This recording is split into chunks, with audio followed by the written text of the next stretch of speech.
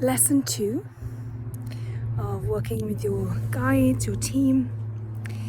And this is to check that your team are here for your highest, best and good. I did mention this yesterday, or whenever it was in the previous lesson, but I want to reiterate it because it's vital. If you start working with somebody, a being who is inherently dark, they're everywhere at the moment, once it seeps in, they've got you. It's very hard for you to come out of it. It's very hard for you to see them. And you become embroiled in more darkness.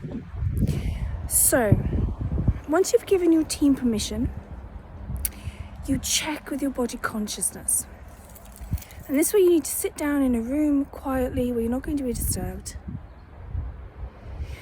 And you ask yourself, are these beings that have come forth for me here for my highest, best and good? When I tune into my team, my heart expands. And can you see the wind? Just as I say it, the wind blew. It's my team going, yeah, this is true. So you don't always have to use your body consciousness. They too will come forward and give you a sign. And now the wind will calm so I can finish the rest of the video. Another thing you can do is ask your team, okay, come back next Sunday at 4 o'clock, a time when you're going to be quiet and you can receive them. Your team, if your highest, best and good, will do just that. They will go and they will not return until Sunday at 4 p.m. Demons, darkness, they can't do this. They don't have the patience. They want everything now. They will just keep coming back. They're relentless. So this is a strategy that you can use to ensure your own safety and your own integrity so that you're staying in the light. And I also want to talk about, very quickly, permission. In order to have a team that are very high consciousness, way beyond your own consciousness, truly part of the light aspect, the love aspect of the divine consciousness, because the dark is also the divine consciousness, they're one and the same. You have to be in integrity.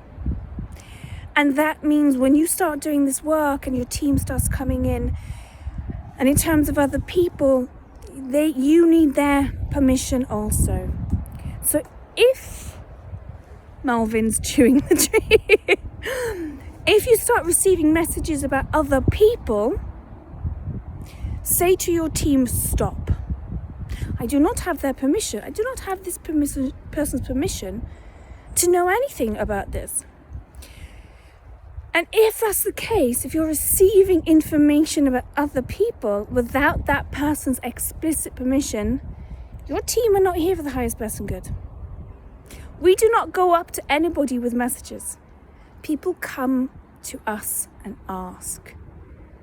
So when somebody books a session with me and they've booked it and they've paid, I then have their explicit permission to do the work. Until then, I don't even know what's going to happen before a session. I don't even check in. I do it all when the person's in front of me. If you would like me to tell you who your team is, to ensure that they are here for your highest, best and good, you can book a psychic reading. If you would like to journey to meet them, to get your own messages, then you can book a soul rescue session.